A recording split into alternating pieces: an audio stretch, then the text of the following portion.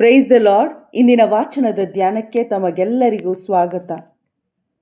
ನನ್ನ ಶಾಂತಿ ಸಮಾಧಾನವನ್ನು ನಿಮಗೆ ಬಿಟ್ಟು ಹೋಗುತ್ತೇನೆ, ನನ್ನ ಶಾಂತಿ ಸಮಾಧಾನವನ್ನು ನಿಮಗೆ ಕೊಡುತ್ತೇನೆ. ಇಂದು ಜಗದ್ದಾದ್ಯಂತ ಜನರು ಶಾಂತಿಯನ್ನು ಹಲವು ಸಂಗತಿಗಳಲ್ಲಿ ಇವತ್ತು ಹುಡುಕ್ತಾ ಇದ್ದಾರೆ. ನನ್ನಲ್ಲಿ ಹೆಚ್ಚು ಹಣವಿದ್ದರೆ, ಸೌಕರ್ಯವಿದ್ದರೆ ಶಾಂತಿ ಇರುತ್ತೆ ಎಂದು ಅದಕ್ಕಾಗಿಯೇ ದುಡಿಯುತ್ತಾರೆ. ಅದನ್ನು ಸಂಬಂಧಗಳಲ್ಲಿ ಹುಡುಕ್ತಾರೆ. ಆದರೆ ಮನುಷ್ಯರು ವೀಕ್ ಆಗಿರೋದ್ರಿಂದ, ಲಿಮಿಟೆಡ್ ಆಗಿರೋದ್ರಿಂದ ಯಾವ ಶಾಂತಿಯನ್ನು, ಬಾಳುವ ಶಾಂತಿಯನ್ನು ಕೊಡುವುದಕ್ಕೆ ಮನುಷ್ಯರಿಂದ ಸಾಧ್ಯವಿಲ್ಲ. ಯಾವ ಪ್ರೀಚರಲ್ಲೂ, ಯಾವ ಪಾಸ್ಟರಲ್ಲೂ, ಯಾವ ಕುಟುಂಬ ಸಂಬಂಧಗಳಲ್ಲೂ, ಫ್ರೆಂಡ್ಸಲ್ಲೂ ಕೂಡ ಈ ಶಾಂತಿ ಸಮಾಧಾನ ಸಿಗೋದಿಲ್ಲ. ಇನ್ನು ಕೆಲವರು ಯಶಸ್ಸಿನಲ್ಲಿ, ಎಜುಕೇಷನ್ ಇರ್ಬೋದು, ಜಾಬ್ ಇರ್ಬೋದು, ಇದರಲ್ಲಿ ಹುಡುಕ್ತಾರೆ.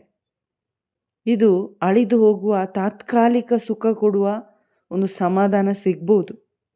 ಆದರೆ ಶಾಶ್ವತವಾಗಿ ಸಮಾಧಾನ ಅಲ್ಲಿ ಸಿಗಲ್ಲ.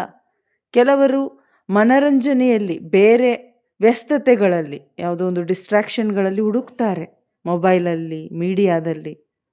ಆದರೆ ನಮ್ಮೊಳಗಡೆ ಬೇಕಾದ ಶಾಂತಿ ಸಮಾಧಾನ ಅಲ್ಲಿ ಇಲ್ಲ.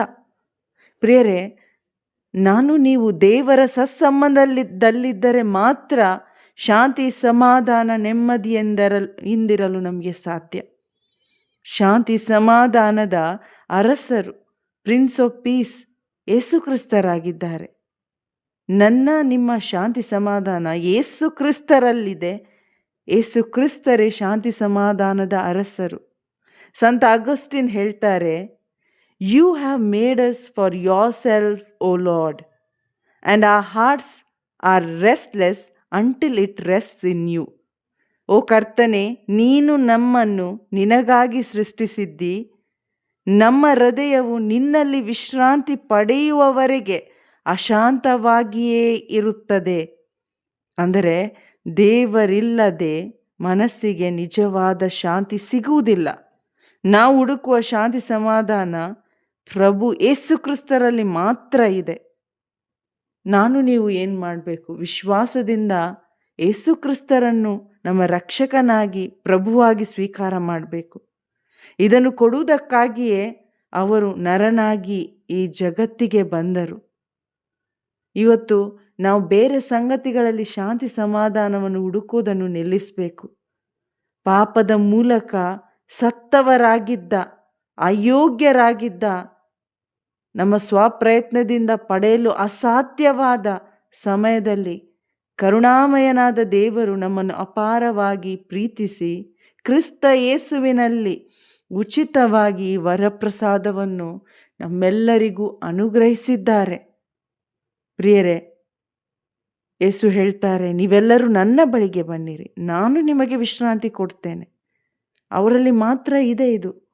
ಇಂಥ ಕ್ರಿಸ್ತನಲ್ಲಿರುವ ಶಾಂತಿ ಸಮಾಧಾನವನ್ನು ಅನುಭವಿಸಿದ ಸಂತ ಪೌಲರು, ಇಂದಿನ ಮೊದಲ ವಾಚನದಲ್ಲಿ ನಾವು ನೋಡ್ತೇವೆ, ಸಂತ ಪೌಲರು ಮತ್ತು ಬರ್ನಾಬರು ಯೇಸು ಕ್ರಿಸ್ತರ ಕುರಿತಾದ ಶುಭ ಸಂದೇಶವನ್ನು ಕಷ್ಟ, ಹಿಂಸೆ, ಸಂಕಟಗಳ ನಡುವೆ ಎಲ್ಲ ಕಡೆಗಳಲ್ಲೂ ಸಾರ್ತಾರೆ.